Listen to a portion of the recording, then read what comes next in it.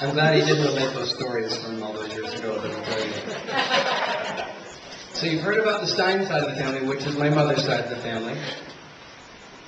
My father's side of the family, my dad had one sister, one sibling, Frances, my wonderful Aunt Fran.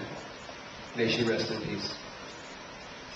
We had wonderful times as a family back 45 years ago, visiting everybody in New York, where they lived.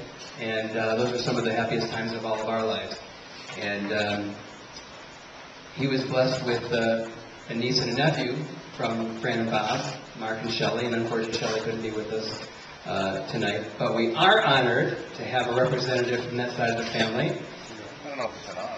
Our cousin and my dad's nephew, Mark Goldstein from Florida, is going to come up and say a few words for Dad, representing the Goldstein side of the family. Mark?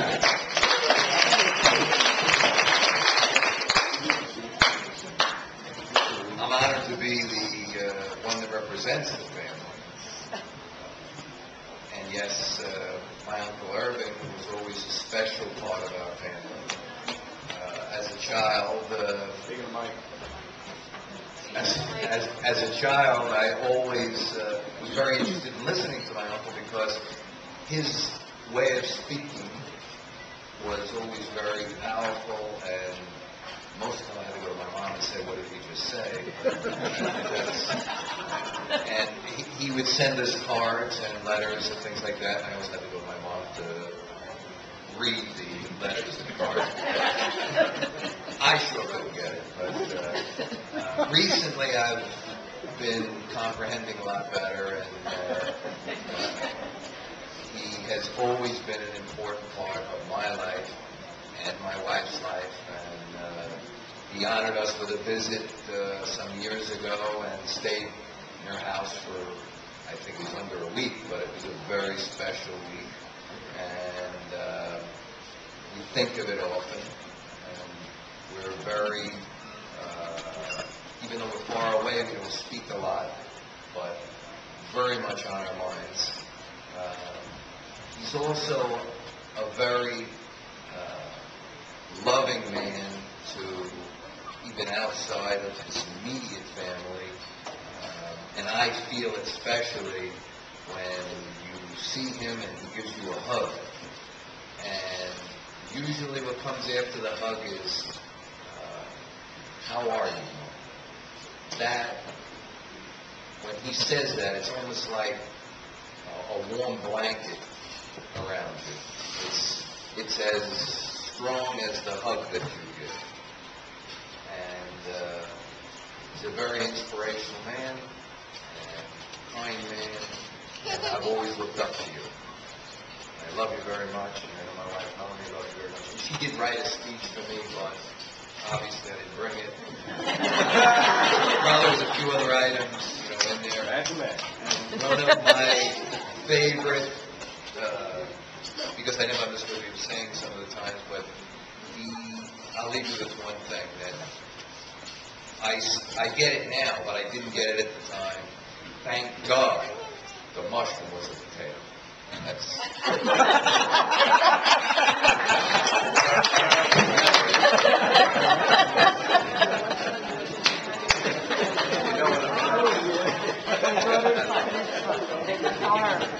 Thank you, Bob. I didn't get it. And we appreciate all of you hanging in there with us. We're almost ready to wrap this up. Before we get to our grand finale, so to speak, you've heard from Sherry's daughter, Gabrielle, and of course, her grandson, Austin. You've heard from my son, Greg, the youngest grandchild, and we wanted to have Larry's family represented as well. And so I know that Shoshana would like to say a few words for her first lady. So, Shosh? Shoshi lived in Israel for many, many years, and now she lives in Boston, goes to the Berklee School of Music, and we're thrilled she's able to join us tonight.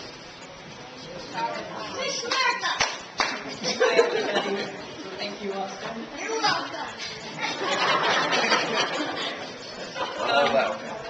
So kind of doing this on the fly, and I only kind of prepared it in my head, so forgive me if I kind of mess it up a bit.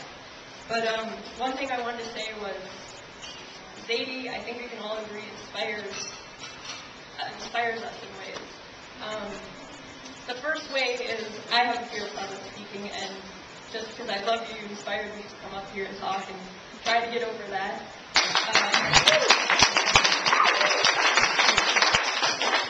But I was talking to Aunt Vicky a little while ago, and I told her how amazing it was that everyone here in the family and all your friends, you know, they all love you, and we all love each other, and in spite of any craziness that goes on in the family, which, yeah, there's a lot.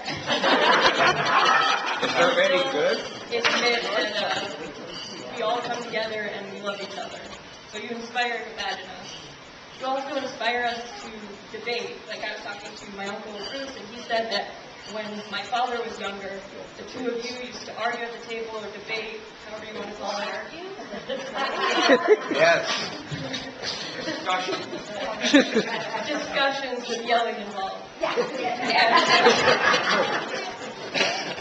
I mean, in our family, A couple nights ago? we do that too. We are discussing things all the time, and it's pretty amazing.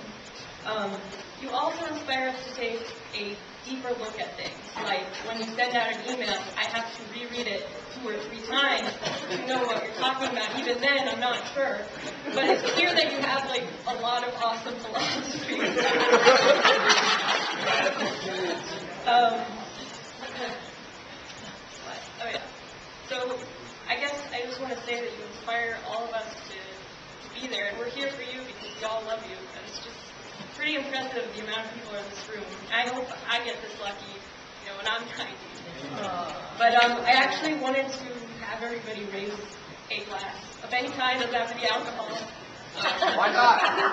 It could be alcohol, you know. But I just want to raise a toast to Zadie, and thank you. Alcohol. I need this now. No. And I just want to raise a toast to Zadie and say that, you know, you inspire. In fact, when the magician was here, it's clear that you even still inspire the ladies. So to Zadie, the man who inspires us to love each other and be there for each other. Diane. To Murgatroyd.